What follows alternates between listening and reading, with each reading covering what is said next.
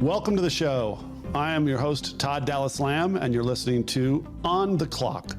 On the Clock is a venture with the Strategos Podcast Network, where we feature an array of guests to dive into all things education. We hope you enjoy.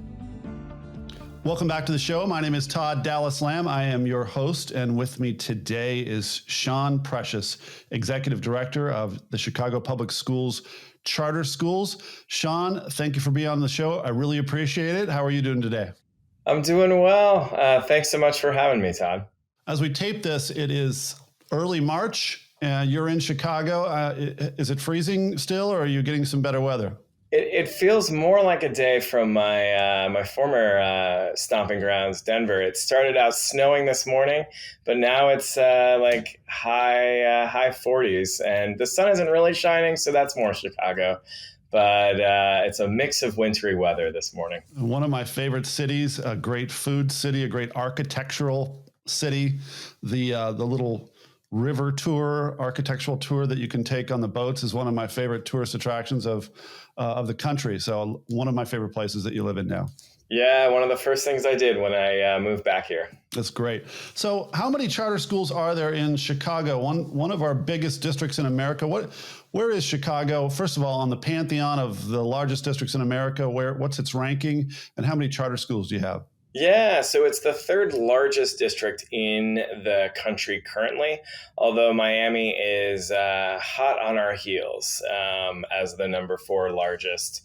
And then we'll get into this a little bit as we talk about some of the misperceptions about charter schools, but it depends on how you define and what you think of as a charter school.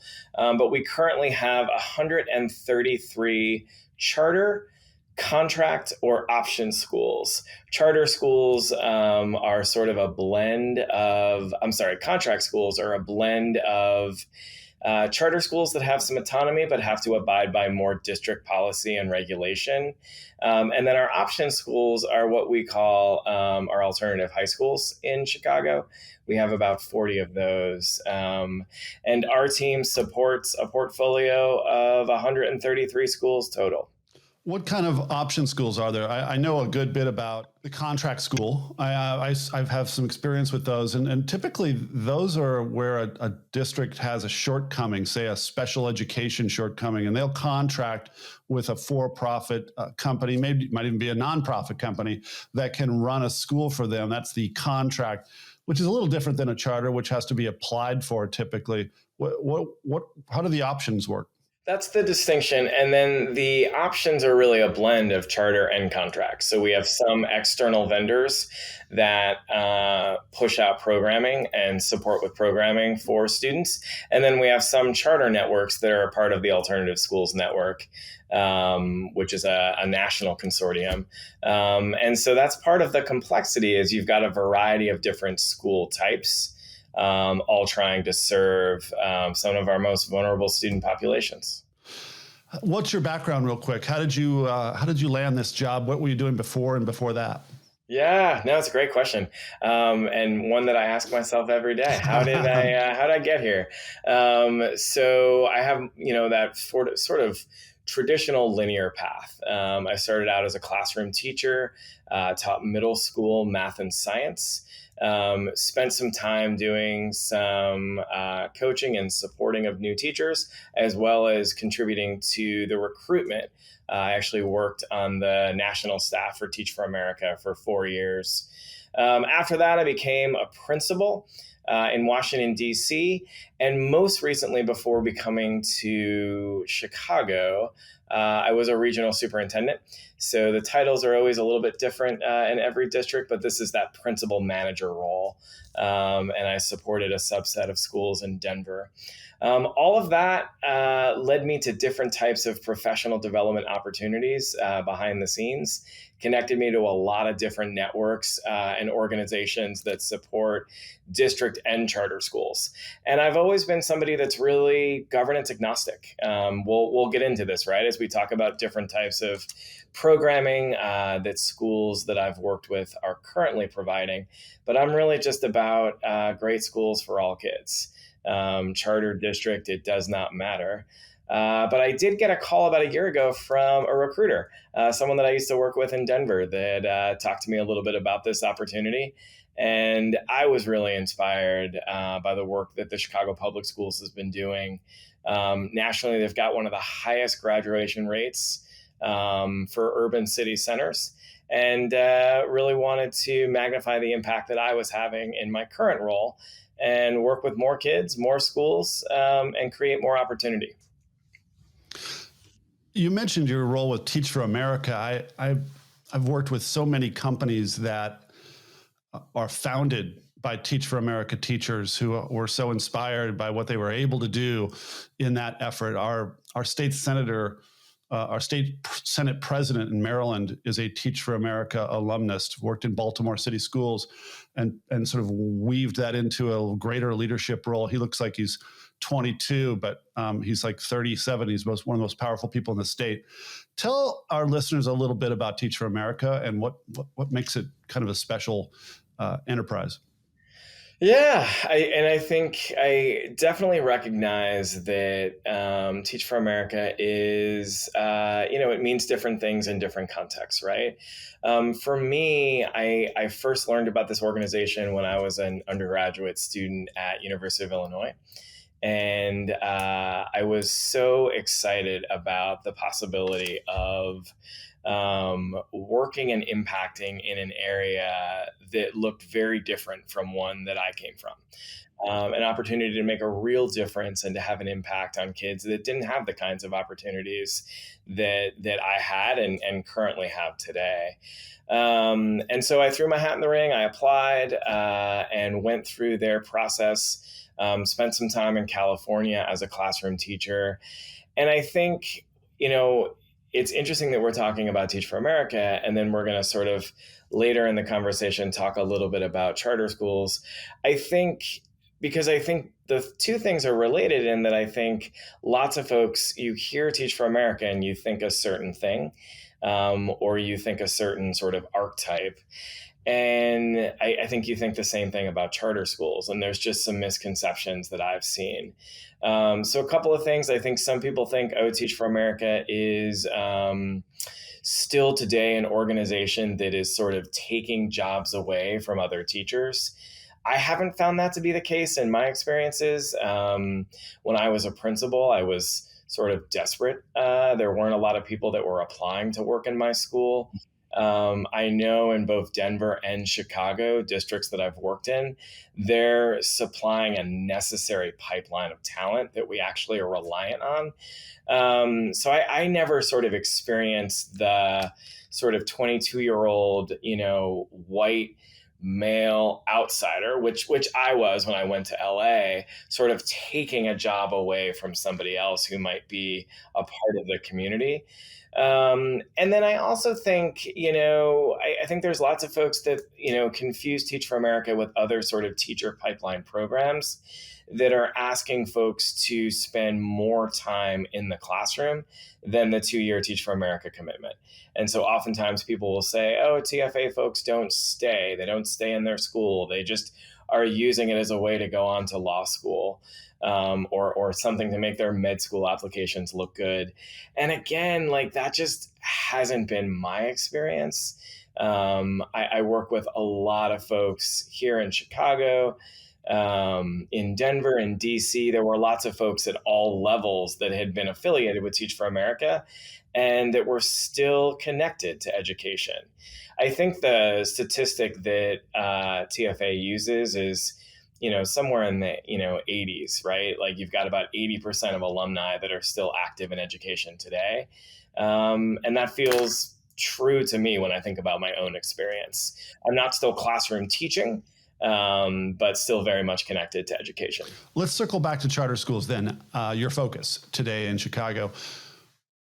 I've had 20 plus years of thinking about and observing the charter school movement. And it really is, I think, still more or less a movement in education, a movement that has its fans in the Democratic Party, but not all of the Democratic Party. And it has its fans in the Republican Party, but not all in the Republican Party either. Detractors in both parties. In my own state of Maryland, we have a charter school law that's been around 20 years, and it has produced a grand total of about 30 charter schools. Quite a shorter number than what you deal with on a daily basis. And that's because there's a purpose behind that. The teachers union in my state of Maryland is not into creating a lot of charter schools. They produce a lot of support from legislators around our state, and therefore you get what you pay for in that sense. On the other side, Republicans have been famously not so supportive of charter schools in their suburban neighborhoods, but many of them also, some of the same ones, will tell you that it's a panacea for all the ills of urban education.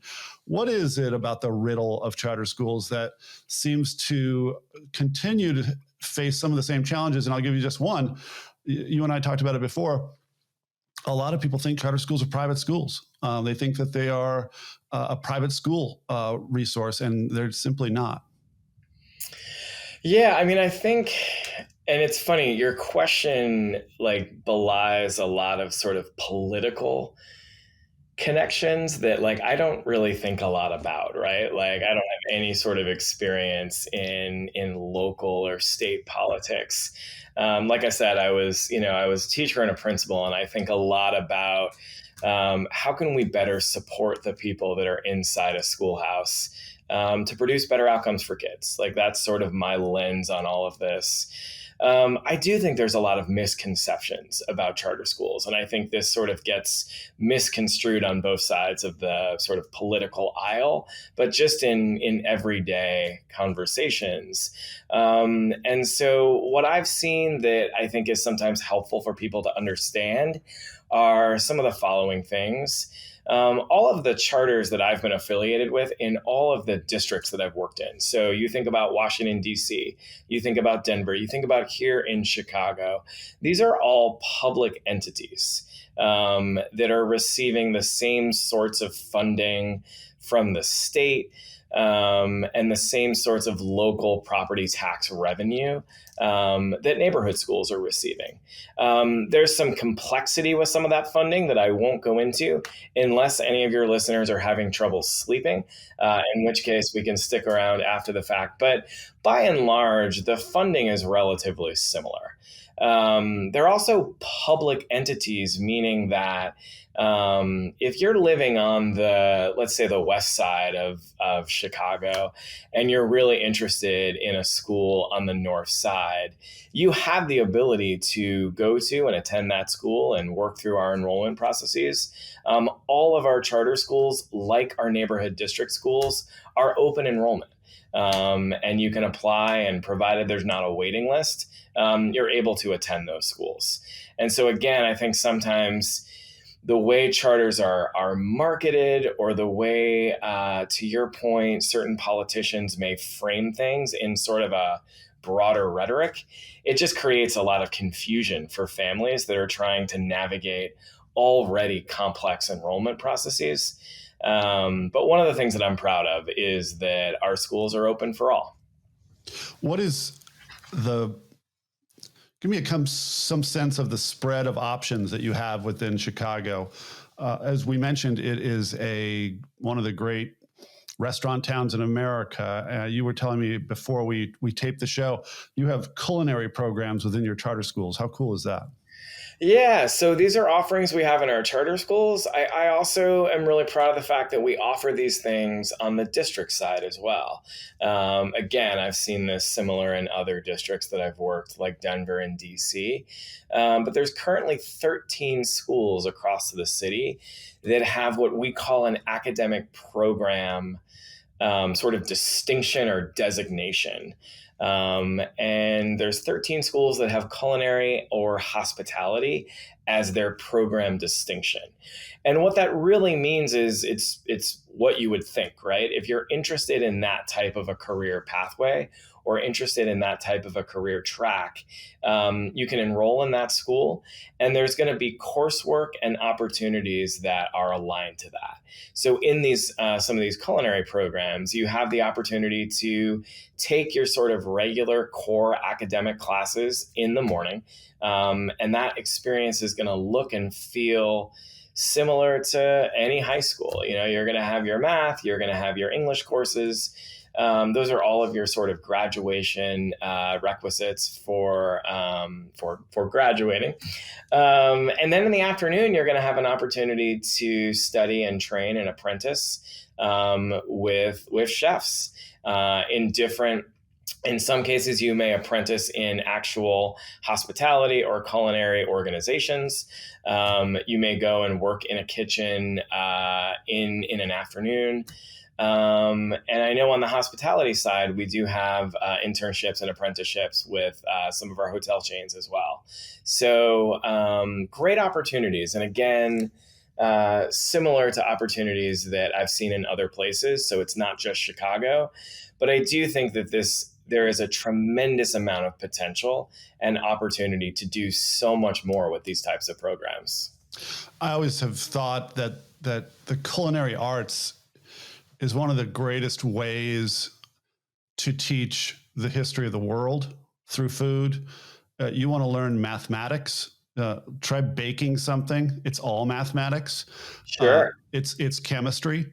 It's the history of the world. I'm now listening to a podcast where I'm learning about the South American sugar trade and how that led to the Atlantic slave trade. And if you don't understand where sugar came from in the beginning of the world, how we spread it to Europe, you don't really understand South America, and you don't understand how that trade took place because of the previously, sugar was a very expensive thing. We now look at it as a very simple commodity that's everywhere, and it is everywhere, but there's a history to it that's amazing. And that's all through possibly, if you want to go to one of your schools, learning the history of the world through cooking. It seems to me an amazing way to look at it and for students to become more engaged. And I think I appreciate all that. I'm thinking about all my middle school social studies lessons about like Marco Polo and salt and the sort of spice trades. And like, it's such a great point. I think I'm coming at this much more pragmatically as an educator in 2022 today, that, a lot of like, we have got to do so much more to strengthen the relevance for kids today. And what I always say is if there are whatever students are passionate about doing, it is the sort of role of a district or a charter organization or what have you to create as much access to as many of those opportunities as possible. And culinary is just one of those fields, right? Like I've worked with schools that are offering programs in coding or video gaming, all sorts of arts and fusion models that allow students to express themselves creatively. I think core academic instruction is so essential. I could do a whole separate podcast with you about the importance of early literacy and making sure that all kids are reading on grade level by third grade. But I think as we get into middle and high school, and we see this so much in our charter sector here in Chicago, it's really important to have a variety of programs that are really relevant to what kids need to know in 2022. And I think our industry is a little bit behind the sort of job market and what we're hearing and seeing from employers and what they really need today. Sean, you mentioned previously the declining student population in Chicago. Walk me through a couple of factors behind that.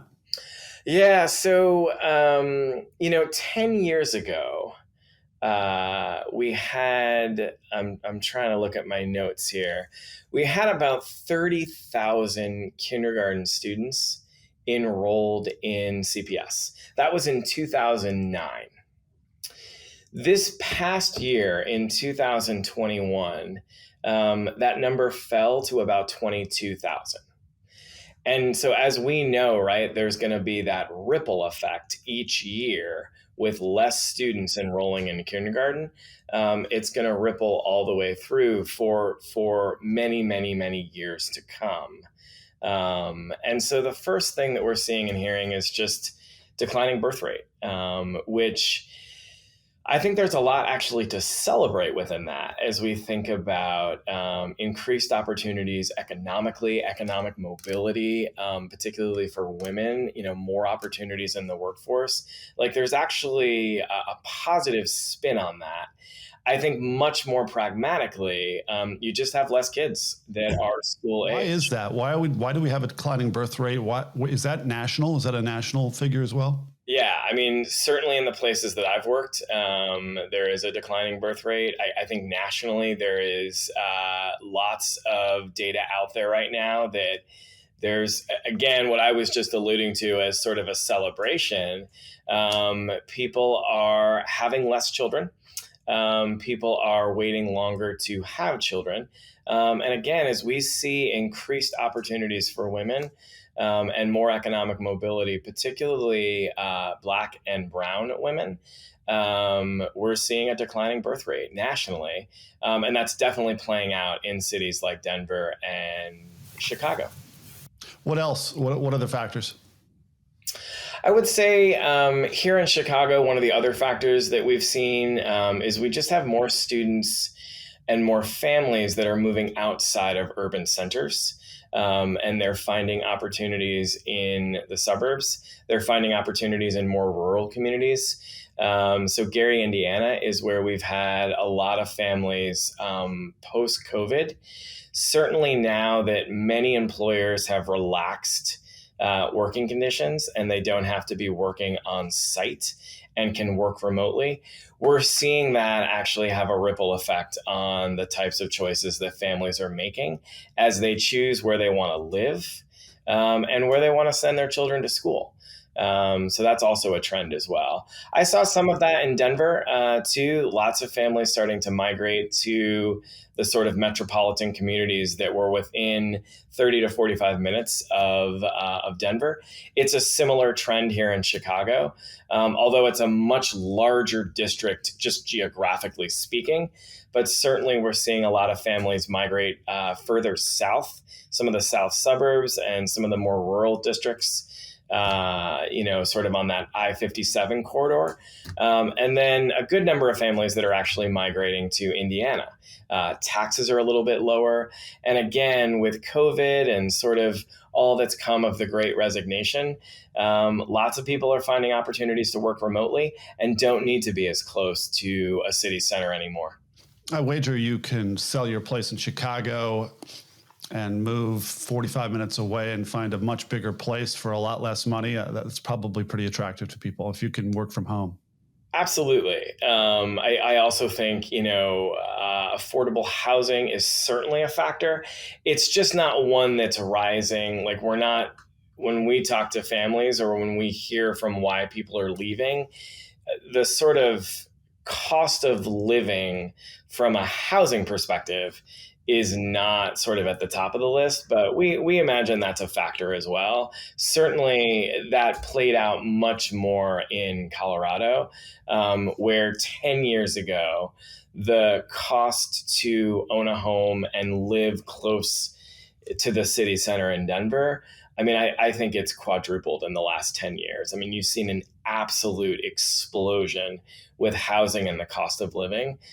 In a city like Denver. You haven't seen that as much in a city like Chicago. Like housing prices are relatively stable. But of course, affordable housing and just cost of living are always a factor. I go to a lot of conferences, education conferences. I hear a lot of folks like you talk. In the last few years, the word equity has become really synonymous with any talking points that an education leader wants to get out there into the public square. I always feel like with a lot of buzzwords in American education, people pay homage to those words. Sometimes I feel a little, shall we say, wanting with regards to putting details on those words. What does equity mean to you? Yeah, I really appreciate this question. I think there has been a lot of conversation about equity. For folks like myself, it's been a part of our journey the whole time that we've been in education. And it's certainly been much more prevalent over the last few years. We're obviously seeing how COVID-19 has disproportionately impacted Black and brown communities across across the country. I would say for me, just to boil it down, I think most folks will see people like you and me. They will assume that we identify as white men. And I think it's about acknowledging that we have a tremendous amount of privilege. And too much is given, much is expected. And so, what I would expect with the work that we are trying to do with equity and justice and liberation, it's about two things for me, just to boil it down, to be as succinct as possible. It's about making sure that every kid has a place to belong when they are in school. What I mean by that is that they have a relationship with an adult that cares for them, values them, sees them, and that we've got to build the systems and structures to support that type of mentoring model.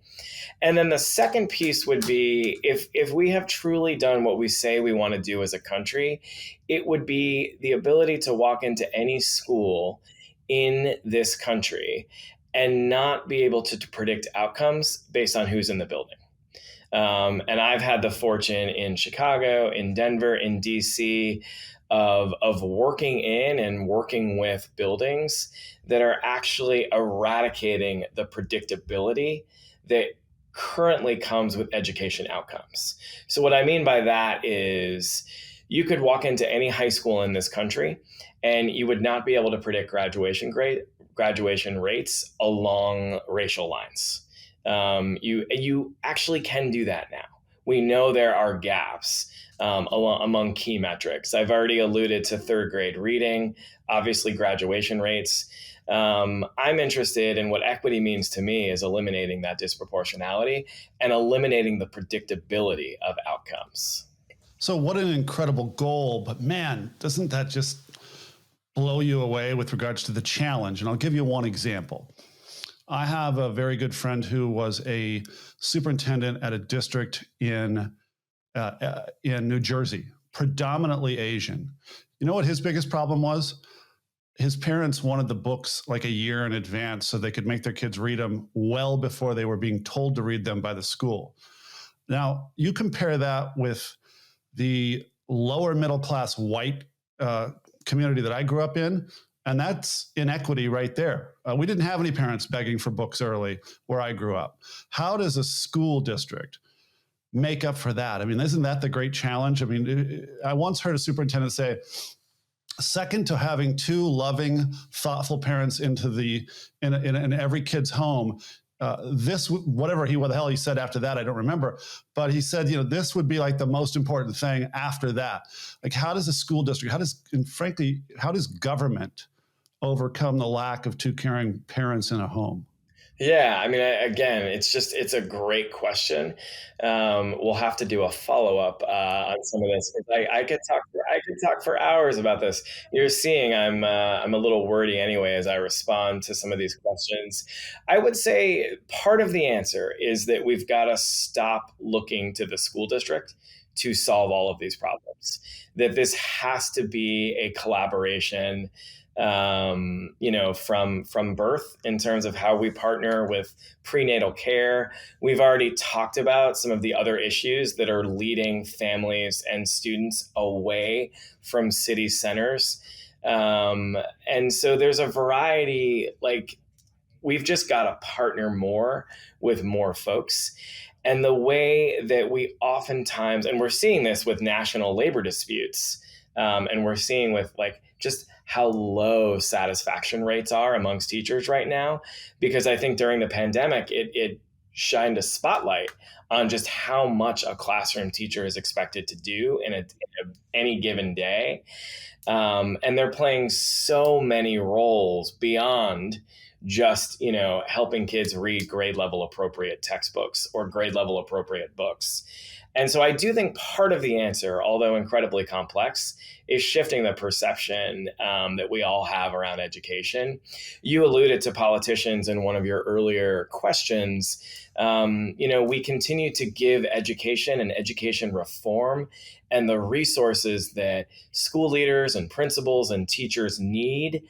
And we give that a lot of lip service, especially during, election years. I haven't always experienced the impact of that. And it's what I said at the very beginning of this conversation, given my background. Of course, I am a supporter of charters. I'm also equally supportive of district schools. And we've got to do so much more to make sure we're supporting people inside the schoolhouse. And that's going to be a partnership and a collaboration with a lot of different local, state, and national organizations. And we can't keep putting the sort of challenge of educating children and all of the issues that stem from that, from ages 5 to 18, entirely on a schoolhouse or entirely on a school district. Without a doubt. And the next politician of either party that challenges parents to do a better job of getting their kids ready to learn will get my vote. Sean Precious, thank you so much for being on the show. My final question for you: what's your favorite education movie of all time? I love this question.